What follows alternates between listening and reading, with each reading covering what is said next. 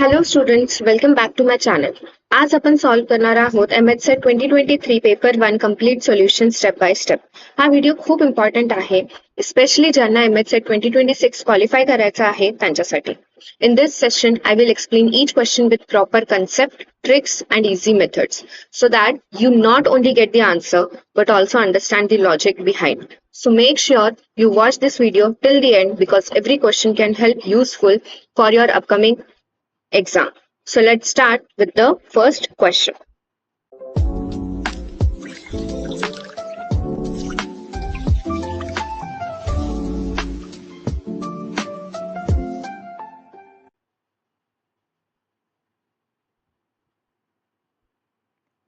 Problem solving method are used by the teacher in dash level of teaching.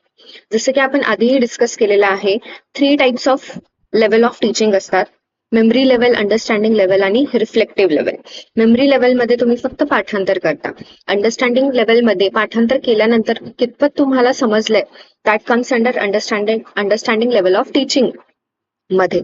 आणि reflective teaching मध्ये तुम्ही पाठांतर केल्यानंतर तुम्हाला कितपत समजले आणि समजल्यानंतर तुम्ही किती प्रॉब्लेम सॉल्व्ह करू शकता किंवा त्याचं ऍप्लिकेशन्स बघू शकता, ते कशाच्या अंडर येतं? रिफ्लेक्टिव्ह लेवल ऑफ टीचिंगच्या अंडर येतं. So problem solving method are used by the teacher in reflective level of teaching. So C is the correct answer.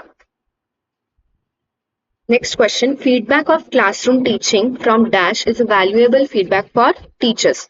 आता कोणाचा फीडबॅक टीचर्ससाठी थोडा हेल्पफुल असेल तर students and librarian. I don't think so लायब्रेरियनच्या फीडबॅकची इथं काही गरज आहे. कलिग्सची पण क्लासरूम मध्ये काय होतं हे कलिग्सना कसं कळणार आहे, right? So the correct answer is students and parents.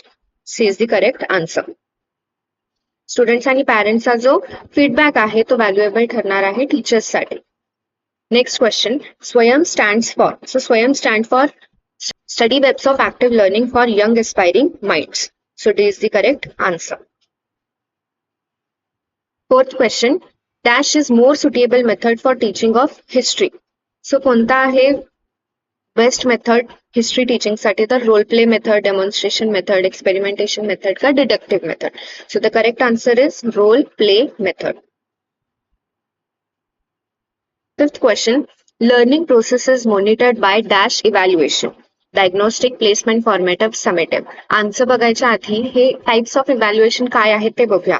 आता डायग्नोस्टिक इव्हॅल्युएशन म्हणजे काय? सपोज एखादा स्टुडंट एखाद्या सब्जेक्ट मध्ये फेल होत आहे, राईट? तर तो का फेल होत आहे, कोणत्या कन्सेप्ट मध्ये त्याला प्रॉब्लेम येत आहेत, त्याला काय समजत नाहीये, हे फाइंड आउट करण्यासाठी जेव्हा एखादी टेस्ट आपण घेतो तर त्याला तर ते कशाच्या अंडर येते? तर डायग्नोस्टिक इव्हॅल्युएशनच्या अंडर येते. प्लेसमेंट इव्हॅल्युएशन म्हणजे काय? तर एखाद्या कोर्सला ऍडमिशन घ्यायच्या आधी कॉलेजेसमध्ये जे एंट्रन्स टेस्ट असते ते कशाच्या अंडर येणार? प्लेसमेंट इव्हॅल्युएशनच्या अंडर येणार. त्यानंतर फॉर्मेटिव्ह इव्हॅल्युएशन. फॉर्मेटिव्ह इव्हॅल्युएशन म्हणजे काय? तर ड्युरिंग द लर्निंग प्रोसेस, आता सपोज एखादा युनिट तुम्ही शिकवलाय तर तो कितपत समजलाय हे बघण्यासाठी जर का तुम्ही एखादी टेस्ट घेत असाल तर ते कशाच्या अंडर येणार? फॉर्मेटिव्ह इव्हॅल्युएशनच्या under. So the correct answer is C, formative evaluation. आणि लास्ट जे आहे ते समेटिव्ह इव्हॅल्युएशन. समेटिव्ह इव्हॅल्युएशन म्हणजे काय? जे की एंड ऑफ द सेमिस्टर किंवा एंड ऑफ द इयर जे एक्झाम आपण घेतो ते कशाच्या अंडर येते? समेटिव्ह. डायग्नोज करण्यासाठी की त्या स्टुडंट सोबत काय प्रॉब्लेम होत आहेत ते कन्सेप्ट समजण्यासाठी. प्लेसमेंट म्हणजे एंट्रन्स टेस्ट असतील तर. फॉर्मेटिव्ह म्हणजे ड्युरिंग लर्निंग प्रोसेस तुम्ही घेतलेली एखादी टेस्ट, ते फॉर्मेटिव्ह इव्हॅल्युएशन मध्ये येणार. आणि समेटिव्ह म्हणजे एंड ऑफ द सेमिस्टर घेतलेली exam. Next question, a researcher must have attitude towards research, research aptitude, knowledge about research, mastery over own subject. So the correct answer is B, research aptitude.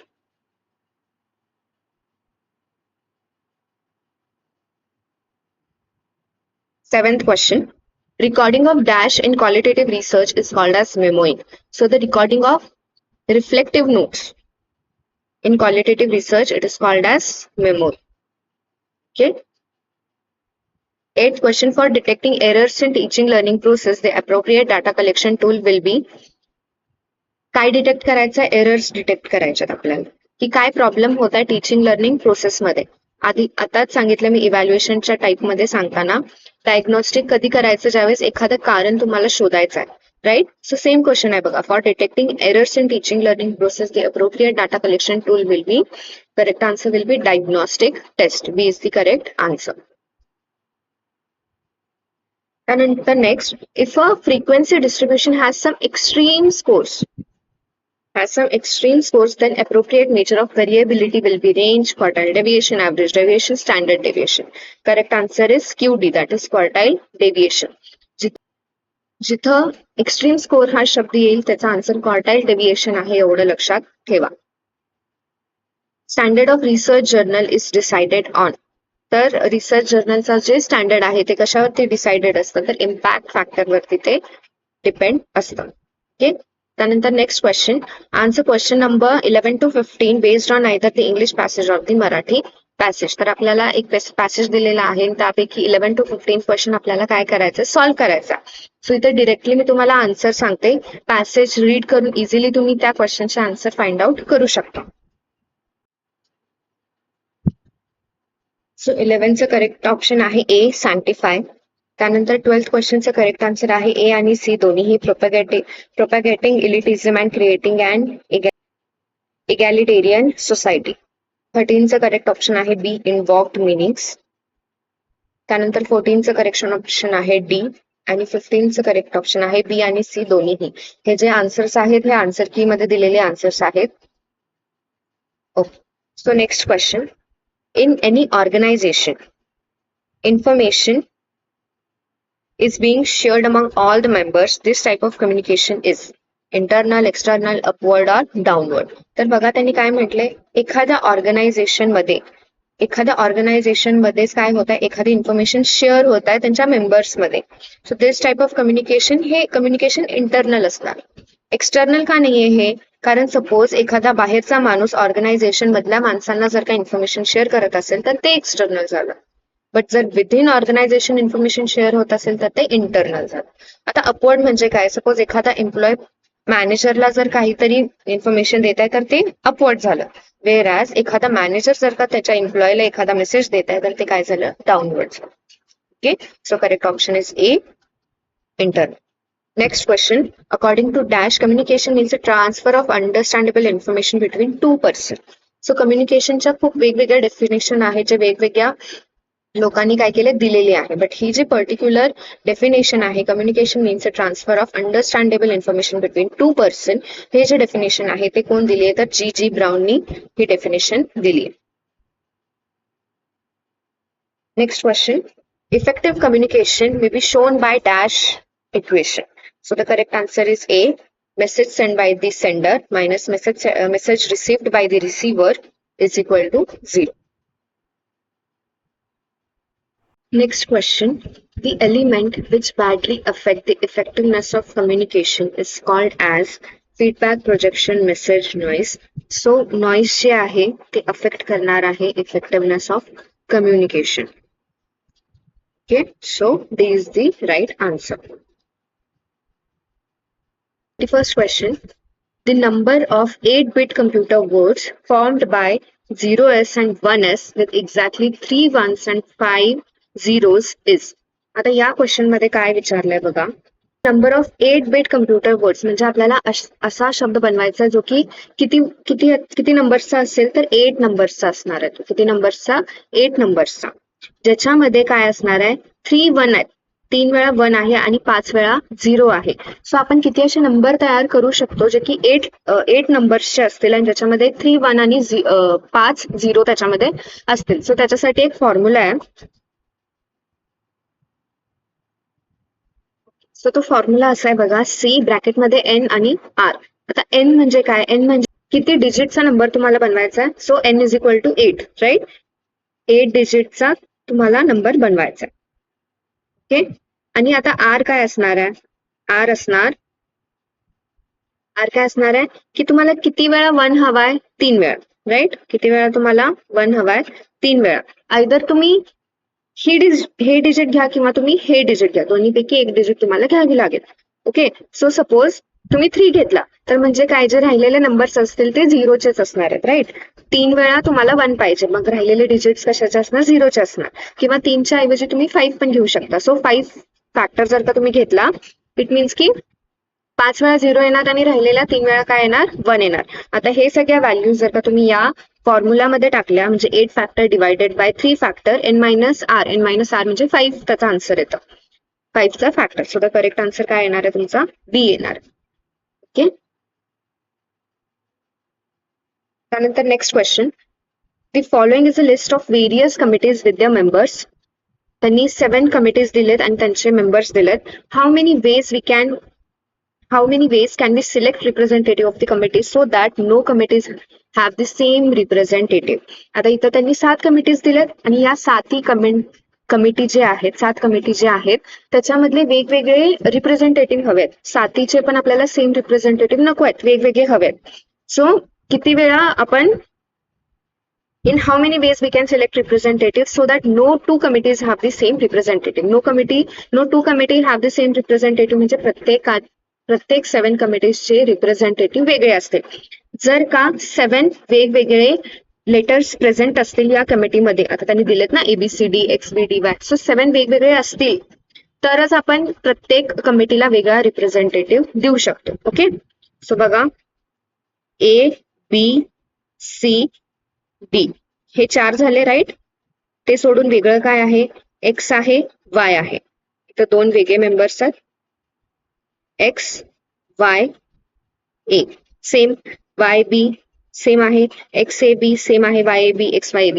So वेगळे representative काय वेगळे मेंबर्सच नाही आहेत. So total किती members आहेत 6 members आहेत right. ABCD आणि X आणि Y ते सोडून जर का तुम्ही बघितला तर वेगळा एकही लेटर याच्यामध्ये प्रेझेंट नाहीये. सो आपण 7 कमिटीजना 7 वेगळे रिप्रेझेंटेटिव्ह देऊ शकत नाही. 6 कमिटीजना आपण वेगवेगळे देऊ शकतो बट एक कमिटी राहणार right. So 0 is the right answer. आपण 7 कमिटीजना वेगवेगळे रिप्रेझेंटेटिव्ह देऊ शकत नाही कारण टोटल मेंबरच 6 आहेत. Next question. In a rectangular standing arrangement of persons in 4 rows, each row having 4 persons. प्रत्येक रो मध्ये 4 पर्सन्स आहेत. सो रो किती आहेत 4 रो आहेत. ओके, आणि 4 रो मध्ये किती जण आहेत तर 4 जण आहेत. जे टोटल 16 पर्सन्स आहेत.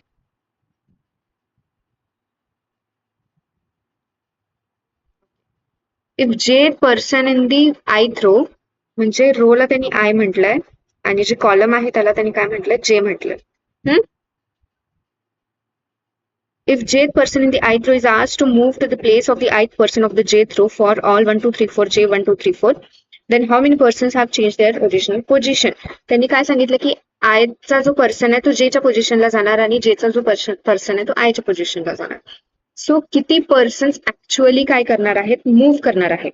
तर आपण आता काय करूयात किती पर्सन मूव्ह करणार नाहीयेत ते बघूया. आता बघा आयचा इथला फर्स्ट आणि जेचा फर्स्ट हा सेमच आहे. हे मूव्ह केला हा मूव्हच करू शकत नाही कारण आयचा पण फर्स्ट आणि जेचा पण फर्स्ट म्हणजे तो तिथंच राहणार राईट. सो ए हा हे पण तसंच असेल. हा पर्सनचं पण जे पोझिशन आहे ते चेंज होऊ शकत नाही करेक्ट. सो असे 4 पर्सन्स आहेत ज्यांची पोझिशन काय होऊ शकत नाही बदलू शकत नाही म्हणजे ते स्टेशनरी पोझिशन मध्ये आहेत. सो टोटल किती जण आहेत 16 जण आहेत. 16ला जर तुम्ही 4ला मायनस केला कारण ते स्टेशनरी पोझिशन मध्ये आहेत. सो करेक्ट आन्सर काय येणार 12 will be the correct answer. Next question बघा. A water tank fills in 6 hours with the first tap. Okay, so water tank आहे जे की एका टॅपने 6 hours मध्ये भरतो. वेरा जो दुसरा टॅप आहे त्याने 12 hours मध्ये फुल तो टँक भरतो. जर का दोन्ही पण टॅप ओपन ठेवले एकत्र तर किती वेळ लागेल तो जो टँक आहे तो भरण्यासाठी. आता आपण काय करूयात पर आवर किती टँक भरला जातो ते बघूया. आता जो फर्स्ट टँक आहे जर का त्याचा आपण रेट काढला तर 1/6 येणार राईट. म्हणजे काय जर त्याला 6 तास लागत असतील टँक फिल करण्यासाठी तर एका तासात तो किती भाग फिल करेल टँकचा तर 1/6. वेराज जो दुसरा टॅप आहे त्याला किती वेळ लागतो 12 hours लागतो राईट. म्हणजे एका तासात तो काय जो 1/12 त्याचा रेट असणार म्हणजे 1/12 भाग टँकचा तो काय करणार आहे फिल करणार आहे.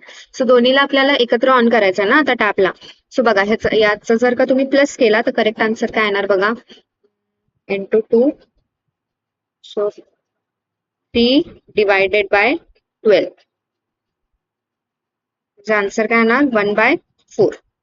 म्हणजे एका तासात 1:4 काय होणार आहे, टँक फिल होणार आहे. म्हणजे किती वेळ लागेल मग टँक भरण्यासाठी, तर 4 hours वेळ लागेल. ओके. Next question.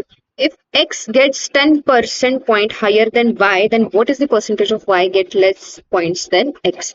So हा जो क्वेश्चन आहे तो आन्सर की मधून कॅन्सल आउट झालेला आहे. याचा एकही ऑप्शन करेक्ट नाही आहे किंवा क्वेश्चन रॉंग आहे. So this question is cancelled out from the answer key.